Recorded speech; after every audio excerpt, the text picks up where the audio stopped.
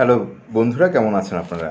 আজকে আমরা যেটা জানবো সেটা হচ্ছে একেবারে বেসিক জিনিস, রম কি। আগের ভিডিওতে র্যাম পড়িয়েছিলাম, আজকে হচ্ছে রম। খুব ছোট্ট একটা জিনিস, অনেকে কনফিউজ হয়ে থাকেন সে কারণে বলা। যাই হোক, রম হচ্ছে আপনার রিড অনলি মেমোরি, তাই তো, রিড অনলি মেমোরি। এবং সেটা হচ্ছে আপনার স্টোরেজ মেমোরি ডিভাইস। এটা আসলে একেবারে স্টোর করে রাখে কিন্তু।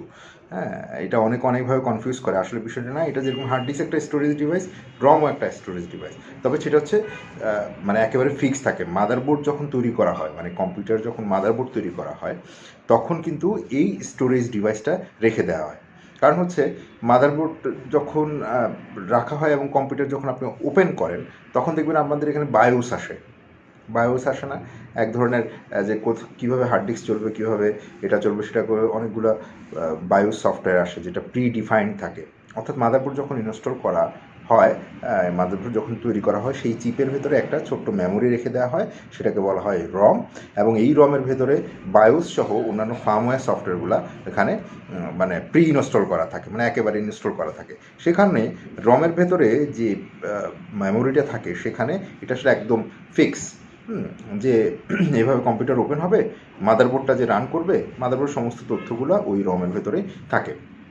সো এখানের ভেতরে আবার কিছু ফার্মওয়্যার সফটওয়্যারও থাকে, ছোটো ছোটো সফটওয়্যারগুলো থাকে, যেগুলো হচ্ছে যে আগে থেকে ডিক্লাইন করা থাকে। হ্যাঁ, যেমন ধরেন আপনি এখন ইনপুট আউটপুট ডিভাইস ঢোকাবেন, সাপোজ আপনি এখন কিবোর্ড ঢোকাবেন, কিবোর্ড আপনি সিপিইউতে কানেকশান দিবেন, মাদারবোর্ড সিপিইউতে কানেকশান দিবেন, অ্যাটচেটা করবেন। তো এগুলো কীভাবে করবেন, এটা কিভাবে জানবে? এটা জানবে হচ্ছে রমের কাছে, কারণ এই ডিভাইসগুলো সম্পর্কে তার অলরেডি প্রিসেট করা আছে যে এটা কিবোর্ড, এটা যখন কানেক্টেড হবে, ওই ডিভাইসটা যখন কানেক্টেড হবে, রম বলে দিবে হ্যাঁ আমি পাইছি, মানে এটাকে রান করে দিবে।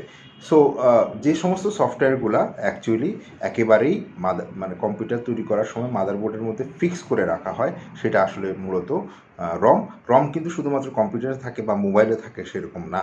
রম কিন্তু আপনার যেমন ধরেন মানে বিভিন্ন ধরনের ইলেকট্রনিক্স সামগ্রী, যেমন ধরেন ওয়াশিং মেশিন অথবা স্মার্ট টিভি, মাইক্রোওয়েভ, যে অটোমেটেড যে জায়গাগুলো থাকে, যেমন আমি প্রেস করলাম, বা এখান থেকে আমি দূর থেকে প্রেস করলাম, মানে এসি ওপেন হয়ে গেল।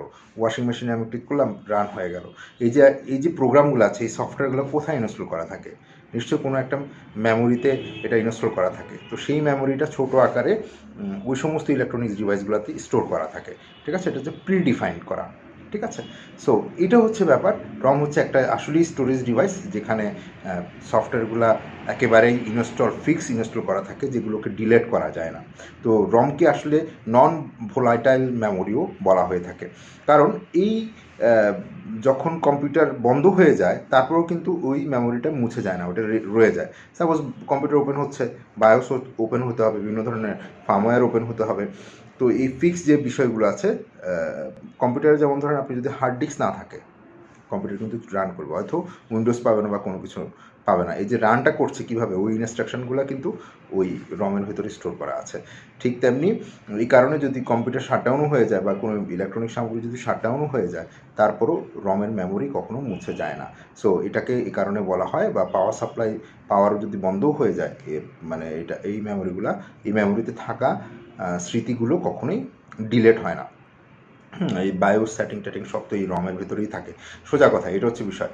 সো রম সাধারণত 3 প্রকার হয়। একটা হচ্ছে পি রম, একটা হচ্ছে ইপি রম, আর একটা হচ্ছে ইইপি রম।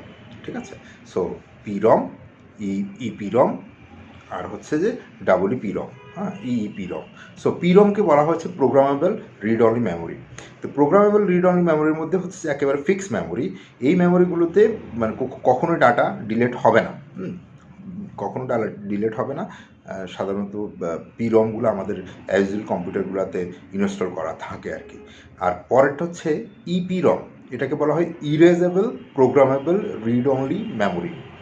Erasable programmable read only memory. তো এটার কারণটা হচ্ছে যে যদি কিছু রম থাকে, সেই রমের ভেতরে এক্সট্রা সফটওয়্যার দিয়ে এটাকে কিন্তু রিমুভ করা যায়। হ্যাঁ, আপনি সাপোজ মনে করেন আপনার বায়োসটা ইনস্টল করা আছে, বা যে প্রোগ্রামটা আছে সেটা চাইলে এক্সট্রা কোনো সফটওয়্যার ইনস্টল করে সেটাকে সেই মেমোরিতে রক্ষিত স্মৃতিগুলোকে কোনোভাবে ফরম্যাট করা সম্ভব।